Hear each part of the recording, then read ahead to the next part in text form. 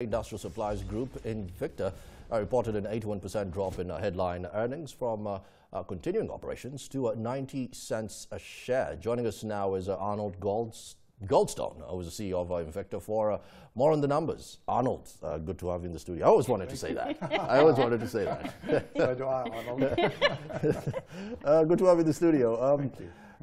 This is quite fascinating. Lots of volatility on the rand. At least this has been part of the communique that you've actually put out. Volatility of the rand. This is, of course, not easing. Tell me, we do know the pressure, well, the down risk that is coming with the rand in most of the emerging markets. We've seen it in Turkey.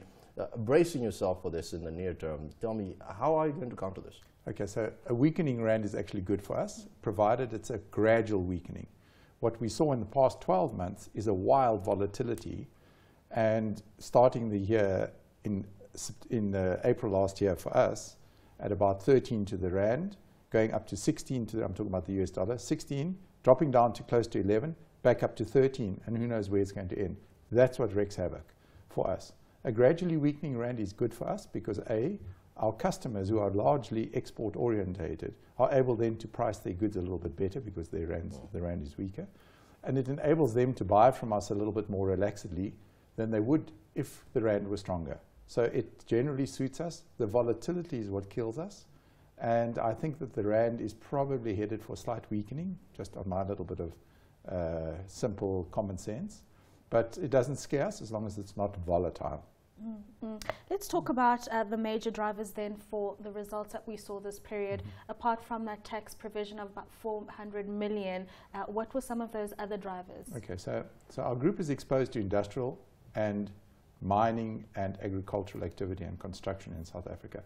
Most of those sectors struggled last year. The GDP figures which came out a few weeks ago for the first quarter GDP, minus 2.2% GDP growth, or in fact no growth, it's minus. The three main sectors that drove that down were mining, manufacturing, and agriculture, which are the three of the four that we service here. So it's been a tough time for us. Mining has struggled throughout the last sort of 12, 14 months since the mining charter was released last year in about March. The rand, we also had the credit rating downgrade in April last year. So South Africa Inc. hasn't been in a good space generally. I think our business has done well. We've had to retrench staff, unfortunately. We've shed about 7% of our staff in South Africa, but that's a reality of where we're at. The corollary is that our businesses outside of South Africa have done quite well. Of course, the strong rand, remember it was strong at the time that we reported, the 31st of March, resulted in us reporting less rands for our global sales. So global sales for us are about 23% of our business, 77% South Africa. So the 23% little piece that we have actually enjoyed quite a lot of tailwinds. Commodity prices improved around the world. Mining outside of South Africa has actually improved.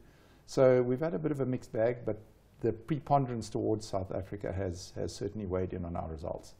Arnold, talk to us about the dividend policy here, because there is a normal dividend policy that is in play here, but there is a proposition now to have a 50%. Yeah. Just to walk us through the dynamics. Sure. So our normal policy is to pay 3.5 times at interims and 2.75 times at final results for the full year.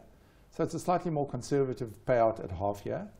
This year, for our final dividend, we've taken into account the fact that we are still negotiating with SARS.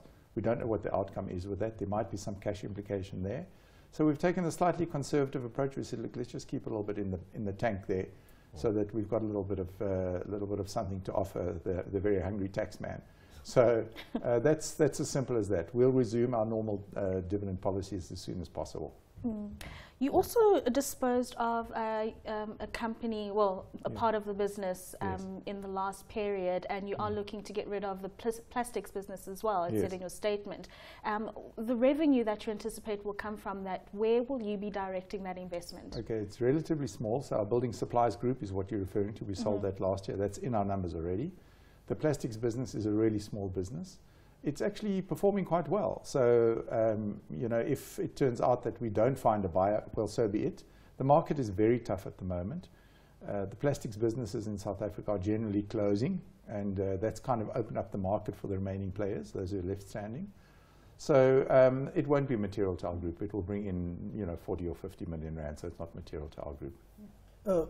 You've alluded to that taxman issue, which I want to just take you back to. In your statement, you do mention that a decision has been therefore reached in consultation with the group auditor and the legal advisor to provide for an additional 400 million for taxation. Am I safe in assuming that you've actually already passed the jury as Invicta that maybe we're not winning this, let's have some cash on hand? When things go south, have you passed the judgment here that you're not actually winning this case? We've passed the judgment on what we think the outcome would be, and we are keeping our powder dry. It's always much easier to have some ammunition and gunpowder in your bag when you're going into a gunfight than have nothing. So we're still engaging with SARS. There is no outcome yet, and we're confident that we will reach some kind of outcome with them.